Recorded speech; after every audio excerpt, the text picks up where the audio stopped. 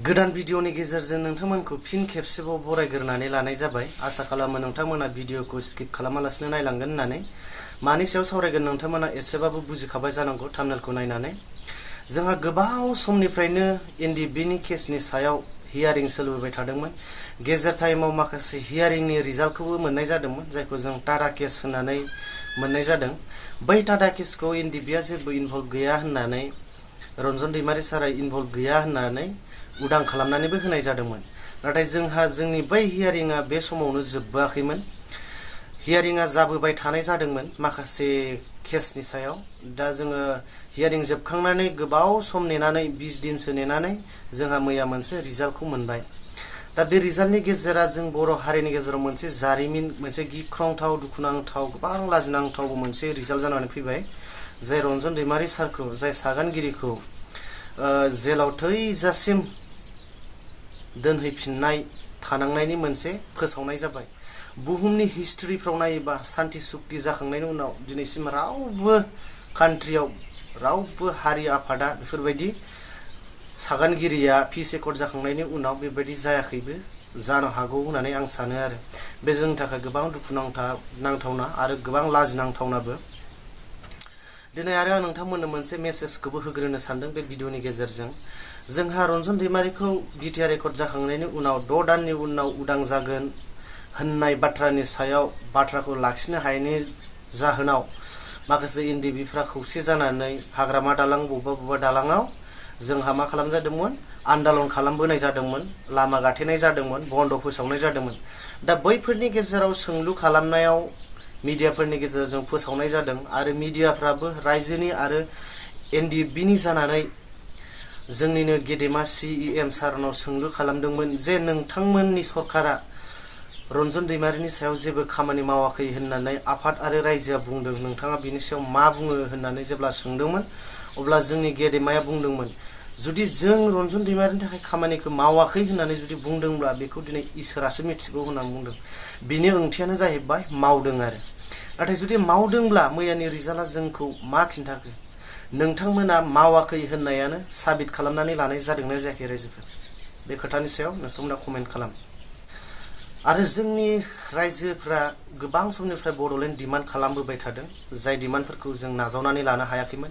BAC एकर्डआ मोजां नङा, BTC एकर्डआ मोजां नङा, बिटिआर एकर्डआबो दिनै मोजां नङा। मानि थाखाय बुंबोबाय थानाय जादोंमोन? मोनफ्रोमबो जाय एकर्ड, बे एकर्डआ माब्लाबाबो गाज्रि जानो हाया बेखौ आं सानो। मानो होननानै बुङोब्ला मोनफ्रोमबो एकर्डहा मोनसे केटेगरि लानानैसो मोनसे एकर्ड जायो। नाथाय बै एकर्डखौ समायना खालामो बैजों मोनबोफानाय भारत सरकार आरो आसाम सरकारनिफ्राय जों मोनबोनाय जायखौ जोङो पेकेज होननानै बुङो, जायखौ जों दफा होननानै बुङो। बै दफाफ्रा समायना जायोब्लानो मोनसे एकर्डआबो मोजां जायो। दा फिसा काउन्सिलनि सिङाव बे पेकेजआ फैदोंब्लाबो बे जोंनि थाखाय थोजासे नंखाया। नाथाय दिनैनि दिनाव बिटिसि सरकारनि बिटिसि जाय एकर्ड जादों, बै एकर्डखौ मानो थाखाय मोजां होनफिननानै बिटिआर एकर्डखौ मानो गाज्रि होननानै बुंदों, बेनि थाखाय आं नोंथांमोननो मोनसेसो खिन्थाहरनो सानदों आरोबा। मोनसे एकर्डनि गेजेरजों, दिनै बिटिसि एकर्डनि गेजेरजों माब्लाबाबो बर'नि केलेंकार, दावराव दावसि बेफोरबायदि लाबोआखै। खारन बैनि गेजेराव बेबायदि पेकेजानो फैयाखै। नाथाय बिटिआर एकर्डनि पेकेजजों जोंहा मोननै पेकेजआ ओरैबायदि गाज्रि जानानै फैदों। बेनो जाबाय एनडिबिनि केस, जायखौ नन हाइनान्स आरो हाइनान्सआव लाबोदों। आरो नैथियानो जाहैबाय गामि दानख'नाय आरो सोसननाय। नन हाइनान्सआ बहा थाङो आरो हाइनान्स केसआबो बहा थाङो? जायफोरखौ हाइनान्स होननानै बुङो बैसोरो एनडिबिआव थानानै हाथियार लानानै गिदिंनायाव, सोरनावबा ओंखाम जानायाव, सोरजोंबा एरसन एब्र' खालामनायाव हमजानाय सुबुंफोरानो बिसोरो हाइनान्स। जायफोरखौ दा मैयानि दिनाव 7 बख'नायबो जाबाय, बैसोरो हाइनान्सआव गबाय। नाथाय जायफोरो नन हाइनान्स, जों गोबां समाव निउस मिडिया नायोबा सोरबाया सोरखौबा रेप खालामनानै बुथारखोमानाय बायदिसिना जों नुयो। बैफोरबो नन हाइनान्सआव थांबावा, हाइनान्सआवनो थांबावोसो बेफोरो। नाथाय नन हाइनान्स होननानै बुङोब्ला जायखौ सिरियाल बम ब्लास्ट खालामनाय, स्टेटखौनो सिगिनाय, हादोरखौनो गिख्रंहोनाय, बैफोरबायदि केसा बेफोरो माने नन हाइनान्सआव थाङो आरो।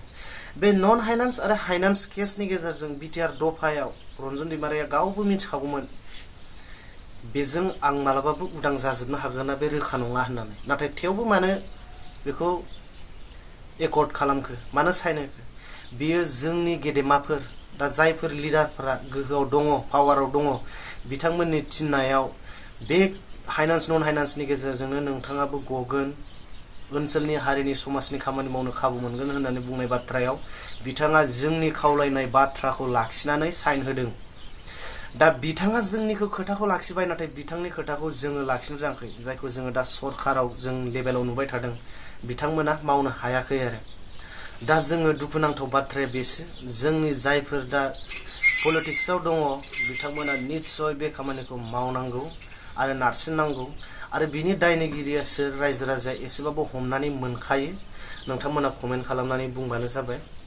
आरो आं दिनैनि दिनाव मोनसे खोथाखौ स्पष्ट बुंनो नागिरदों दुखु मोननानै दिनै गोबां समाव जों बड'लेण्डखौ डिमान्ड खालामबोनायाव जों गुबुन गुबुन रायजो आफादफोरजों जोङो हेफाजाब होबोदों रायजोआ आरो दिनैनि दिनाव जायफोर बनसुफोर ओंखारदों बिथांमोनाबो बड'लेण्ड डिमान्ड खालामबावदों राजा लामा गाथेनो बिसोरो हजिख्रावदों बेफोरावबो जों दिनै बर' हारिफोरखौ हेफाजाब होनायखौ नुबोबायानो थादों। नाथाय नोंथांमोना बनसु एबसु नोंथांमोना दिनै बैसोरफोरखौ दोनथ'नानै गुवाहाटी हाइकर्टआव सेक्रेटारियेट अफिसाव हाइकर्टआव सेन्ट्रेल जेलफ्राव राजा लामा गाथेहै बुंहै आन्दालन खालामहै नोंथांमोना बहा थैनानै दङ। स्पेसियेलि आं दिनै दुलाराय बर' फरायसा आफादखौबो आं दिनै बुंनो गोसो जायो।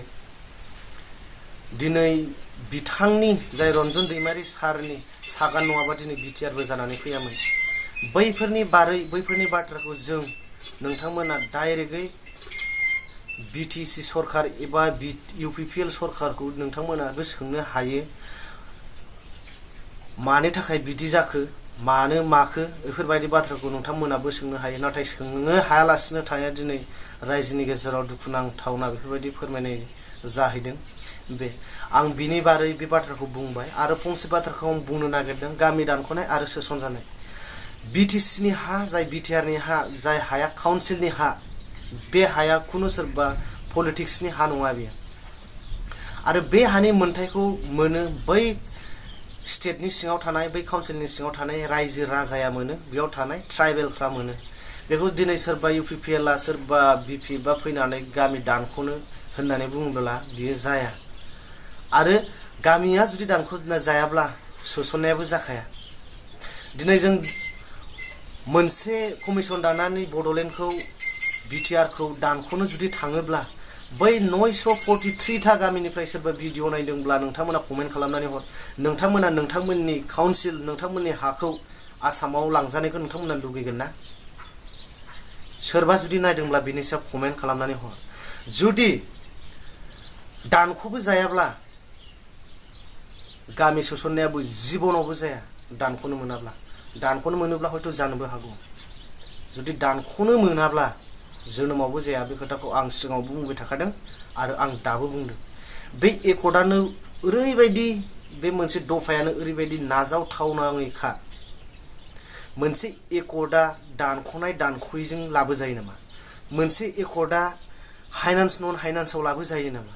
बबे हिस्ट्रियाव नुनाय सोरनि एकर्डआव नुफेरनाय रावनिबो एकर्डआव बेबायदि नुनाय नङा। दिनै दा जोंनि समाव प्रेजेन्टलि दा बर'नि गेजेराव दा जाखौ नुदों बे गोबां आनफर्चुनेट दुखुनांथावना बाथ्रा आरो दा नोंथांमोननो आं बे मेसेजखौ हरबाय आसा खालामो नोंथांमोना भिडिअखौ मोजां मोनगोन होननानै आरो नेगेटिभबो लाखागोन आरो मोनसे खोथाखौ बुंनि गोबां मानसिया रनजन दैमारिखौ एनडिबिखौ जोलैनि हांगार होननानैबो कमेन्ट हरनानै बुंहरनाय जायो आंनि भिडिअनि गेजेरजों नोंथांमोननो बिनि कन्टेन्ट नांगौब्ला आं गाबोननि गेजेराव लाबोगोन नोंथांमोना कमेन्ट खालामनानै बुंहरबानो जाबाय आरो बिदिबा दिनैनि भिडिअआ एसेनोसै जै बर' हारिनि गोजोन्थों।